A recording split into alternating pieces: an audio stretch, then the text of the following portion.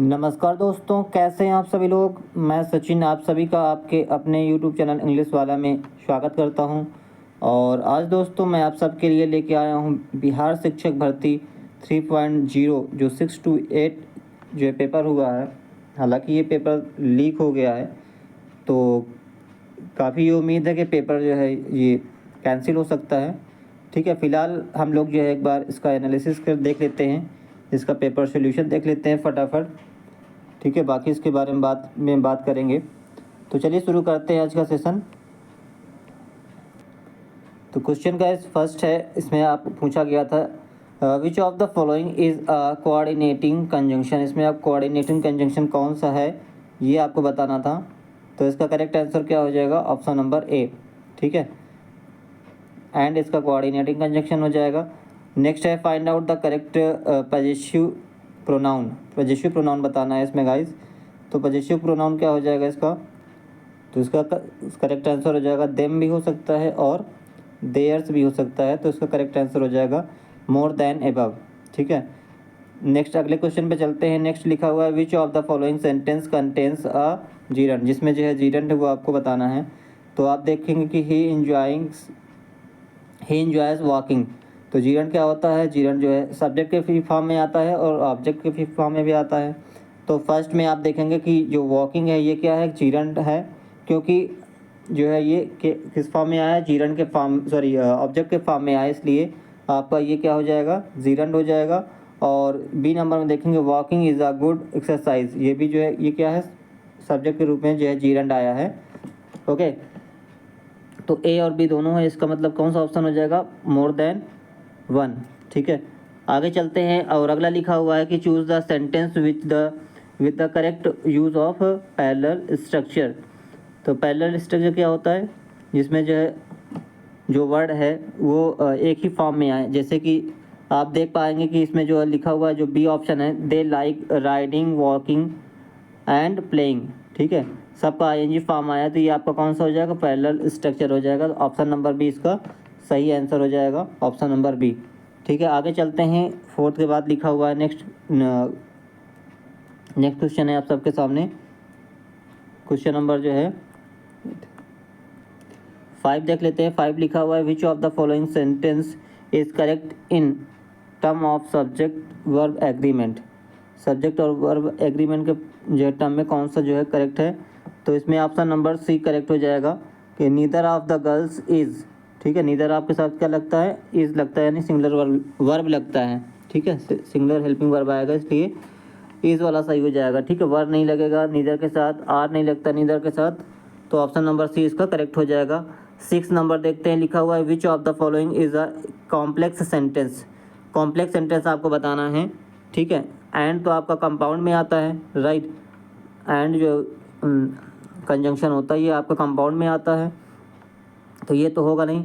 और सी में कोई जो है ऐसा कुछ कंजंक्शन लगा हुआ नहीं है। आफ्टर ये ए नंबर सही है। After the finished his work he went to play, ये वाला आपका ऑप्शन सही हो जाएगा, 6 का ए। 7th पे आते हैं, लिखा हुआ है कि choose the sentence with the correct use of superlative degree आपको बताना है, जिसमें सुपरलेटिव डिग्री का यूज़ किया गया है।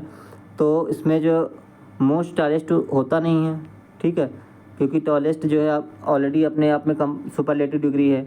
और इसमें लिखा हुआ है द मोर इंटेलिजेंट, तो मोर इंटेलिजेंट तो आपका कंपैरेटिव हो गया। और सी नंबर लिखा हुआ है द हॉटेस्ट प्लेस, ये इसमें जो है करेक्ट सुपरलेटिव डिग्री का यूज़ किया गया है। ठीक है, तो ऑप्शन नंबर इसका सी करेक्ट हो जाएगा। 8 पे आते हैं, लिखा हुआ है choose the sentence that correctly changed the direct speech into indirect speech. ठीक है, तो डायरेक्ट से इनडायरेक्ट स्पीच में जो करेक्ट लिखा हुआ है वो आपको बताना है। तो इसमें बी ऑप्शन इसका करेक्ट हो जाएगा। क्या लिखा है कि she said that she was going to the party. ठीक है, तो ये इंग्लिश के 8 क्वेश्चन हो गए। अब चलते हैं हम हिंदी की तरफ। तो गद्यांश में गाइस ये जो है पैसेज से क्वेश्चन पूछा गया है। ठीक है, तो इसमें गद्यांश जो प्रश्न पूछे गए हैं वो हम कर लेते हैं। गद्यांश आप सबके सामने हैं। ठीक है, आप लोग ने पढ़ लिया होगा, इसका आंसर हम कर लेते हैं फटाफट। लिखा हुआ है प्रस्तुत गद्यांश का जो है उपयुक्त शीर्षक क्या होगा। ठीक है, तो इसका जो है करेक्ट आंसर क्या हो जाएगा, ऑप्शन नंबर ए, मतलब कि जीवन का सुनहरा समय लड़कपन। ठीक है, तो ऑप्शन नंबर इसका ए करेक्ट हो जाएगा। अगला है कि गद्यांश में रेखांकित ऐसे लोग का अर्थ का क्या अर्थ है ये बताना है आपको। तो ऐसे लोग किसके लिए यूज प्रयोग किया गया ये आपको बताना है। तो इसका करेक्ट आंसर क्या हो जाएगा, ऑप्शन नंबर बी, जो अपने माता पिता के त्याग और सेवा को भूलकर उन्हें दुख पहुंचाते, उन्हें उनके लिए ऐसे लोग शब्द का प्रयोग किया गया है गद्यांश में। ठीक है, आगे चलते हैं 10 के बाद 11 वाले क्वेश्चन में लिखा हुआ है कि मनुष्य को किसी प्रकार की चिंता कब नहीं होती है। तो लड़कपन में जो है मनुष्य को किसी भी प्रकार की चिंता नहीं होती है। ऑप्शन नंबर इसका पहला सही हो जाएगा। आगे चलते हैं, लिखा हुआ है दुख की बात क्या है। तो दुख की बात है कि कुछ लोग माता पिता के त्याग और सेवा को भूल जाते हैं। ठीक है, ये बात सही है, कहा गया है पैसेज में, ऐसी बात कही गई है। और बी नंबर लिखा हुआ है कि कुछ लोग माता पिता को दुख पहुंचाते हैं। ये भी बात क्या है, सही है। और सी नंबर लिखा है कुछ लोग माता पिता को घर से बाहर निकाल देते हैं। तो इसका जो है मोर देन 2 मतलब प्रयुक्त में से एक से अधिक जो है इसका सही उत्तर हो जाएगा।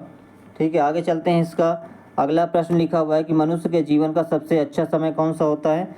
तो इसका ऑप्शन नंबर सी करेक्ट हो जाएगा, लड़कपन। ठीक है, आगे चलते हैं। लिखा हुआ है माता पिता स्वयं बहुत कष्ट क्यों सहते हैं, ताकि जो है अपनी संतान के सुख के लिए। ठीक है, अपनी संतान के सुख के लिए माता पिता बहुत कष्ट सहते हैं। आगे चलते हैं अगले जो है पैसेज पे। तो अगला गद्यांश लिखा हुआ, जापान एक छोटा द्वीप है, यह चीन के पूर्व में स्थित है। जापानी बड़े परिश्रमी होते हैं, वे लोग खूब साफ रहते हैं, उनका घर एक सुंदर फुलवारी सा लगता है, ये अपने देश के लिए सब कुछ करने को तैयार रहते हैं। आज संसार जापानी मालों से भरा है, ये लोग सभी चीज़ें बनाते हैं और जापानी नवयुवक दूसरे देशों में जाकर पढ़ते हैं और क्या करते हैं, और अपने जो है देश में कल कारखाने खोलते हैं। ठीक है, वहाँ की जलवायु बहुत ठंडी नहीं है, इसलिए यह देश हरा भरा रहता है। जापानी लोग भात और मछली खूब खाते हैं। ठीक है, तो इससे जो संबंधित जो प्रश्न पूछे गए थे, लिखा है जापानी नवयुवक दूसरे देशों में जाकर क्यों पढ़ते हैं। तो इसका सही जवाब क्या हो जाएगा, अपने देश में कल खाने खोलने के लिए।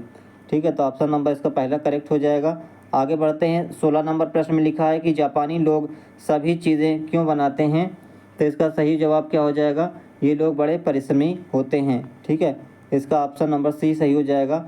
आगे चलते हैं। इसका अगला प्रश्न है 17 नंबर, लिखा है कि जापानी लोगों की विशेषता है। जापानी लोगों की विशेषता क्या है कि ये लोग देशभक्त होते हैं। ठीक है, क्योंकि वो अपने देश के लिए, बताया गया पैसेज में कि अपने देश के लिए कुछ भी कर सकते हैं। तो जो देशभक्त होंगे वही अपने देश के लिए कुछ भी कर सकते हैं। ठीक है, तो पहला भी सही हो जाएगा। और ये लोग बड़े परिश्रमी हैं, ये भी बताया गया पैसेज में। ठीक है, तो इसका जो है ऑप्शन नंबर इसका डी करेक्ट हो जाएगा, क्योंकि इसमें 2 ऑप्शन सही हो रहे हैं। आगे चलते हैं। लिखा हुआ जापानी का घर एक सुंदर फुलवारी सा क्यों लगता है। क्योंकि ऐसा इसलिए लगता है क्योंकि जो है खूब साफ रहने की आदत के कारण। ठीक है, खूब साफ रहने की आदत के कारण उनका जो घर है वो एक सुंदर फुलवारी सा लगता है। आगे प्रश्न है, जापान हरा भरा क्यों रहता है। तो इसका कारण है जापान की जो जलवायु है बहुत ठंडी नहीं है, इसलिए जापान हरा भरा रहता है। आगे है द्वीप शब्द का अर्थ क्या है। तो द्वीप शब्द का अर्थ है स्थल का वह भाग जो चारों ओर जल से घिरा हो। ठीक, आगे है 21 नंबर प्रश्न, देशज शब्द है, इसमें आपको बताना देशज शब्द कौन सा है। तो इसमें जो है आपका खुरपी, भात और लात, मतलब इसमें ऊपर में से एक से अधिक हो जाएगा देशज शब्द। ठीक है, आगे लिखा हुआ निम्नलिखित में से किस शब्द का प्रयोग सदा बहुवचन में होता है। तो इसका सही जवाब हो जाएगा दर्शन, प्राण और आंसू, तीनों यानी उपर्युक्त में से एक से अधिक। आगे प्रश्न लिखा हुआ मिठास शब्द में कौन सा प्रत्यय है, ये आपको बताना है। तो इसमें लिखा हुआ मीठा प्लस आस होता है, इसका जब संधि विच्छेद करेंगे तो क्या हो जाएगा, मीठा प्लस आस।